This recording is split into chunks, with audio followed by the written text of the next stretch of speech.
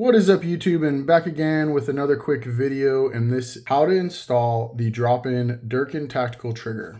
So this is their adjustable 3.5 to 5 pound trigger. It's pretty simple. It just drops in. So that's the first step. Nice little lower guy here that I'm building. So trigger just drops in. It's pretty simple. You got to get your pins. I pre-install the screw. It does have Loctite on there. They do come, I'll show you. They do kind of come pre-slabbed on there. So what you want to do is you want to line up those first holes, get that one all the way through.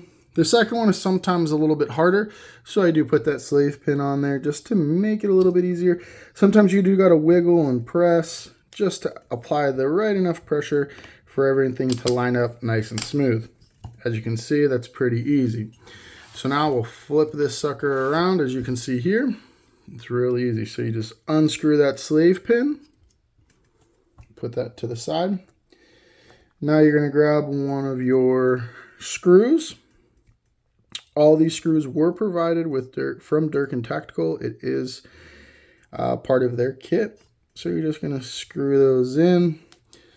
Nice thing is that most kits only come with one Allen key. This one does come with two. So most of the time it comes with one. You got to tighten it down.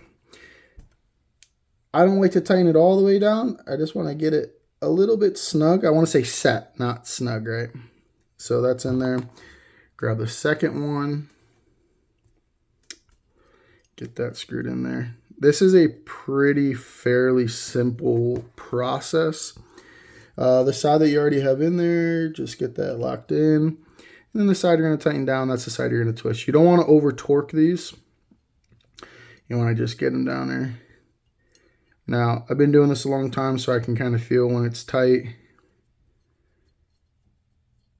So it is a very simple process. Now you got that second one in there. You're going to use your short side. You're going to lock both sides up.